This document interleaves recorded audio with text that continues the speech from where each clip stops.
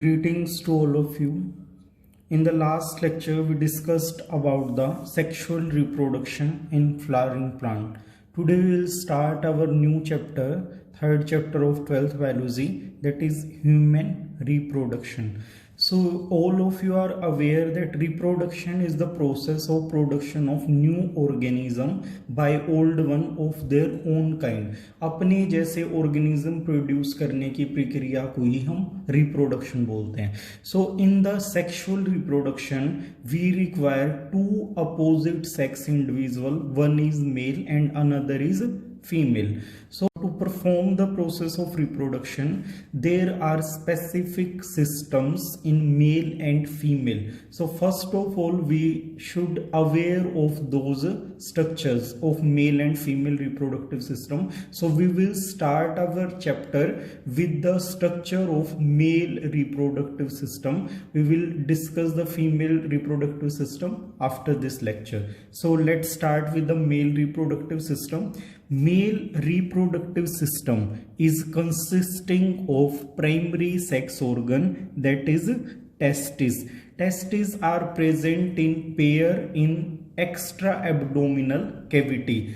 Game इनका function की अगर बात करें टेस्टिस की, तो टेस्टिस के दो मेजर फंक्शन है. First is the production of gamete that are sperms and second is hormone production. Male hormone production will be done by the help of testes. अब क्या है, प्राइमरी सेक्स ऑर्गन क्यों बोलते हैं? Because without testis we can't produce the sperm and without the sperm there is no possibility of the reproduction. That is why it is known as primary sex organ. But with these testes there are other supporting organs which have major role in the process of reproduction. Those organs are known as secondary sex organ. So what are secondary sex organ? Just next to the testes there is epididymis. Epididymis seminal vesicle, which is a gland which will add the fluid in the sperm. In the same way, prostate gland is there, Cowper's gland is there. Let's discuss with the ducts in the reproductive system. First duct is vasa deferens, which will arise from the testes, and after this urinogenital duct is there. Urinogenital duct perform the two function, passage of urine as well as ejaculation of the sperm will occur through it. That is why it is known as urinogenital duct. Urino word for the passage of urine and genital word for the passage of sperm. Next is copulatory organ, which is penis, which will perform the insemination, deposition of the semen in female body. Female body के अंदर sperm का transfer करने के लिए जो organ है, that is penis. Now let's discuss the detailed internal structure of the testes. These are present in pair. These are of ovule shape and 4 to 5 centimeter in length, located in the scrotum sac between the thighs. Extra abdominal होती हैं testis, जो हैं body से बाहर present होती हैं. Why these are present outside the body? Because our body temperature is 37 degree Celsius, but testis require 35 to 36 degrees Celsius temperature for the production of sperm, or it is approximately 2 to 3 lower temperature than our body. So sperm produce करने के लिए 2 से 3 degree temperature हम testis को कम चाहिए हमारी body से, इसीलिए टेस्टिस जो हैं बॉडी से बाहर प्रेजेंट होती हैं. तो this is the structure of scrotum sac. But during the pregnancy, in the starting of pregnancy, we can say that in the starting and middle of the pregnancy, testes are present inside the abdominal cavity. ये कब की बात है? During the pregnancy, जब एक baby boy अपने mother के uterus के अंदर होता है, वो गर्भ के अंदर होता है, उस टाइम पे 7th मंथ तक टेस्टिस बॉडी के अंदर रहती हैं. बट 7th मंथ में क्या होता है, जो टेस्टिस हैं वे स्क्रोटम सैक में आ जाएंगी। Descent in scrotum sac in 7th month of pregnancy.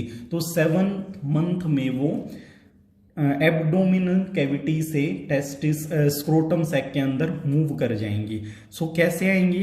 There is a canal which is known as inguinal canal which is a passage or a connection between the scrotum sac and abdominal cavity. So from the abdominal cavity, testis will come into the scrotum sac through the canal which is known as inguinal canal. तो इन्हीं canal के through testis scrotum sac के अंदर enter कर जाती हैं। इनग्यूइनल canal बाद में भी फंक्शन में रहती हैं, ब्लड वेसल, नर्व्स वगैरह हैं जो उसके बाद हमारी जो डक्ट हैं रिप्रोडक्टिव सिस्टम की वो यहीं से मूव करके एब्डोमिनल कैविटी के अंदर मूव करती हैं। इसके ऊपर जस्ट एब्डोमिनल कैविटी को आप कंसीडर कर सकते हैं। तो इनग्यूइनल कैनाल स्क्रोटम सैक को एब्डोमिनल कैविटी के साथ कनेक्टेड रखती हैं। स्क्रोटम सैक की शेप इस तरीके से होती है और इसके अंदर क्या होते हैं, 2 parts are present there which are separated by this scrotum septum. Scrotum septum से दोनों स्क्रोटम सैक हैं जो पाउचेस हैं वो अलग अलग रहते हैं। उसके बाद क्या होता है, स्लाइटली इनके लेवल में डिफरेंस होगा। स्क्रोटम सैक जो है एक थोड़ा सा स्लाइटली ऊपर होगा और एक स्लाइटली थोड़ा सा नीचे होगा। तो इनकी पोजीशन ऐसी क्यों होती है? टू प्रिवेंट द स्क्वीजिंग, किसी भी सिचुएशन में स्क्वीज ना हो जाए उसके लिए, स्क्वीजिंग से प्रिवेंट करने के लिए इनका लेवल थोड़ा अप एंड डाउन होता है। टेस्टिस की लोकेशन है जो उनकी पोजीशन है वो मेंटेन रहती है। वो कैसे रहती है? By the help of gubernaculum tissue. Gubernaculum tissue होता है जो टेस्टिस को यहां से अटैच है लोअर पोर्शन में, इनको अपनी पोजीशन पे वो अटैच करके रखता है। इसके साथ ही क्या होता है, यहाँ पे सराउंडिंग में टिश्यू होता है जो इसको अपनी पोजीशन पे बना के रखेगा। अब क्या होता है, टेस्टिस के जस्ट बाहर जो लेयर होती है that is known as tunica albuginea. तो testis are covered by the tissue layer which is known as tunica albuginea. Tunica albuginea के बाहर की तरफ एक और लेयर होती है which is known as tunica vaginalis. तो ये 2 लेयर टेस्टिस के बाहर सराउंडेड होती हैं। नीचे ग्यूबरनेकुलर टिश्यू होता है। Temperature of the scrotum sac maintained by the scrotum muscle known as director muscle. तो ये डायरेक्टोर मसल्स क्या करेंगी, ये आपकी स्क्रोटम सैक की मूवमेंट में रोल प्ले करती हैं। तो सपोज कीजिए विंटर के अंदर बाहर टेम्परेचर बहुत ज्यादा कम है, तो उस दौरान क्या करेंगी, ये कॉन्ट्रैक्ट करेंगी और स्क्रोटम सैक को एब्डोमिनल कैविटी के कांटेक्ट में ले आएंगी। तो वहां से बॉडी से टेम्परेचर क्या है उसको मेंटेनेंस में हेल्प होगी, टेम्परेचर थोड़ा सा इंक्रीज हो जाएगा। समर के अंदर जब गर्मी ज्यादा होती है तो बॉडी टेम्परेचर हाई हो जाता है, उस टाइम ये मसल रिलैक्स हो जाती हैं और स्क्रोटम सैक हमारी एब्डोमिनल कैविटी से दूर चला जाता है, नीचे की साइड आ जाता है, जिससे क्या रहता है, टेम्परेचर फिर से मेंटेन हो जाता है। तो इस तरीके से कॉन्ट्रैक्शन एंड रिलैक्सेशन से क्या होता है, स्क्रोटम कभी एब्डोमिनल एब्डोमन के साथ कॉन्टेक्ट में आ जाता है, कभी उससे दूर हो जाता है। तो इस तरीके से टेम्परेचर को मेंटेन रखा जाता है। अब टेस्टिस स्क्रोटम सैक में अगर हम उनकी पोजीशन को देखें तो एंटीरियर फ्रंट वाली साइड और पोस्टीरियर बैक वाली साइड। तो एपिडिडाइमिस हम डायग्राम में ड्रॉ नहीं कर सकते कि बिल्कुल फ्रंट से दिखाई नहीं देती हैं, तो वो पोस्टीरियर साइड से विजिबल होती हैं। तो on the posterior side epididymis is there.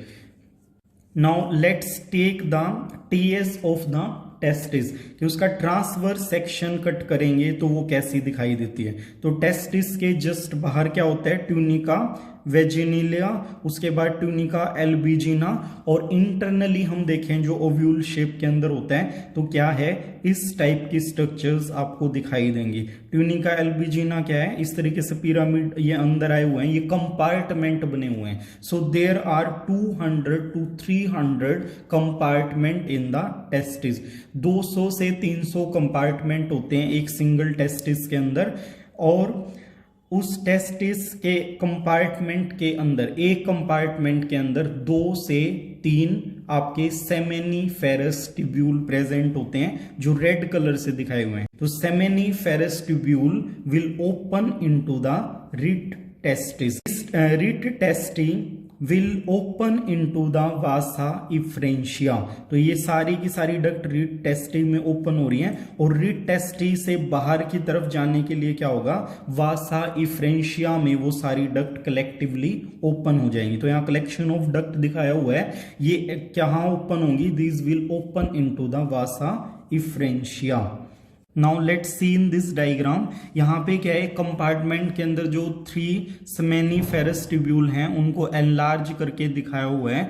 तो सेमेनिफेरस ट्यूब्यूल के अंदर जर्म लेयर होगी, मतलब सेल्स की पूरी लेयर होगी, which help in the production of sperm. ये स्पर्म को प्रोड्यूस करने में हेल्प करेगी। सेमेनिफेरस ट्यूब्यूल के अंदर स्पर्म प्रोड्यूस होते हैं, वहां पे क्या है, germ layer is present, that germ layer is responsible for the production of the sperm.